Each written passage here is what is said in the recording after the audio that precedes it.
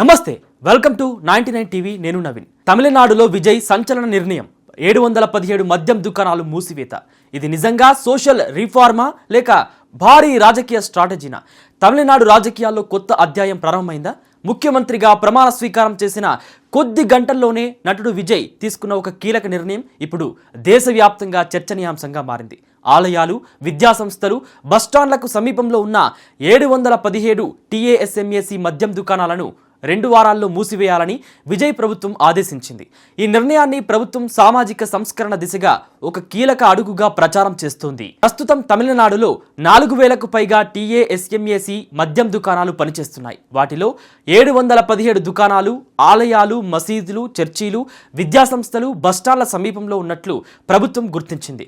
ప్రజల భద్రత, ముఖ్యంగా మహిళలు మరియు విద్యార్థుల రక్షణ దృష్ట్యా ఈ చర్య తీసుకున్నట్లు కొత్త ప్రభుత్వం చెబుతోంది. ఈ నిర్ణయం రాజకీయంగాను పెద్ద చర్చకు దారితీసింది. ఎందుకంటే టీఏఎస్ఎంఏసి తమిళనాడు ప్రభుత్వానికి అతిపెద్ద ఆదాయ వనరుల్లో ఒకటి. 2025లో మాత్రమే మద్యం అమ్మకాల ద్వారా రాష్ట్రానికి దాదాపు 48,000 కోట్ల రూపాయల ఆదాయం వచ్చినట్లు అధికారిక గణాంకాలు చెబుతున్నాయి. అలాంటి పరిస్థితిలో వందల సంఖ్యలో మద్యం దుకాణాలు మూసివేయడం ఆర్థిక పరంగా ఎంత ప్రభావం చూపుతుందనే చర్చ ఇప్పుడు మొదలైంది. ఇక ఈ నిర్ణయాన్ని పలువురు రాజకీయ, సినీ ప్రముఖులు స్వాగతిస్తున్నారు.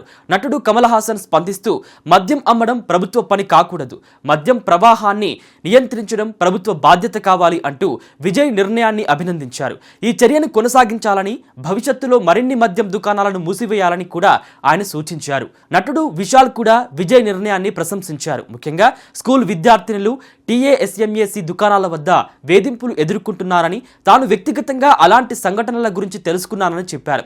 ఇది వేలాది కుటుంబాలకు ఊరటనిచ్చే నిర్ణయం అంటూ విజయ్కు అభినందనలు తెలిపారు. అయితే ఈ నిర్ణయానికి ఉన్న సానుకూల అంశాలపై కూడా ఇప్పుడు పెద్ద చర్చ జరుగుతోంది. ముఖ్యంగా మహిళలు, విద్యార్థుల భద్రత మెరుగుపడే అవకాశం ఉందని సామాజికవేత్తలు భావిస్తున్నారు. పాఠశాలలు, కాలేజీలు, ప్రార్థనా స్థలాల సమీపంలో మద్యం దుకాణాలు ఉండడం వల్ల ప్రజలు అసౌకర్యానికి గురవుతున్నారనే విమర్శలు చాలా కాలంగా ఉన్నాయి. ఇప్పుడు వాటిని తొలగించడం ద్వారా ఆ ప్రాంతాల్లో వేధింపులు, గొడవలు, అసాంఘిక కార్యకలాపాలు కొంతవరకు తగ్గే అవకాశం ఉందని చెబుతున్నారు. ఇంకో ముఖ్యమైన అంశం యువతపై ప్రభావం. విద్యా సంస్థల దగ్గర మద్యం సులభంగా అందుబాటులో ఉండడం వల్ల యువత చెడు అలవాట్ల వైపు వెళ్లే ప్రమాదం ఉందనే వాదనలు ఉన్నాయి. ఈ నిర్ణయం వల్ల కనీసం విద్యార్థులపై మానసిక ప్రభావం తగ్గవచ్చని కొందరు నిపుణులు అభిప్రాయపడుతున్నారు. రాజకీయంగా కూడా ఇది విజయ్కు పెద్ద ప్లస్గా మారే అవకాశం ఉందని విశ్లేషకులు భావిస్తున్నారు. సామాజిక బాధ్యత గల ముఖ్యమంత్రి అనే ఇమేజ్ను ప్రజల్లో బలంగా నిలబెట్టుకునే ప్రయత్నంగా దీనిని చూస్తున్నారు. ముఖ్యంగా మహిళలు, మధ్యతరగతి కుటుంబాలు, యువతలో ఈ నిర్ణయం పాజిటివ్ స్పందన తెచ్చే అవకాశం ఉందని అంటున్నారు. అయితే మరోవైపు ప్రతికూల అంశాలపై కూడా చర్చ జరుగుతోంది. టీఏఎస్ఎంఏసి ద్వారా వచ్చే ఆదాయం తమిళనాడు ప్రభుత్వానికి కీలకం. ఇప్పుడు వందలాది షాపులు మూసివేయడం వల్ల ప్రభుత్వ ఆదాయంపై ప్రభావం పడే అవకాశం ఉందని ఆర్థిక నిపుణులు హెచ్చరిస్తున్నారు. సంక్షేమ పథకాలు కొనసాగించాలంటే భారీ నిధులు అవసరం అవుతాయి. అలాంటి సమయంలో ఆదాయం తగ్గితే భవిష్యత్తులో ఆర్థిక ఒత్తిడి పెరిగే అవకాశం ఉందనే అభిప్రాయం వ్యక్తమవుతున్నాయి. ఇంకో పెద్ద ఆందోళన అక్రమ మద్యం వ్యాపారం పెరిగే ప్రమాదం. అధికారిక దుకాణాలు తగ్గితే కొన్ని ప్రాంతాల్లో బ్లాక్ మార్కెట్ లేదా నకిలీ మద్యం అమ్మకాలు పెరగవచ్చని పోలీసులు, సామాజిక కార్యకర్తలు చెబుతున్నారు. గతంలో కొన్ని రాష్ట్రాల్లో ఇలాంటి పరిస్థితులు కనిపించాయని గుర్తు చేస్తున్నారు.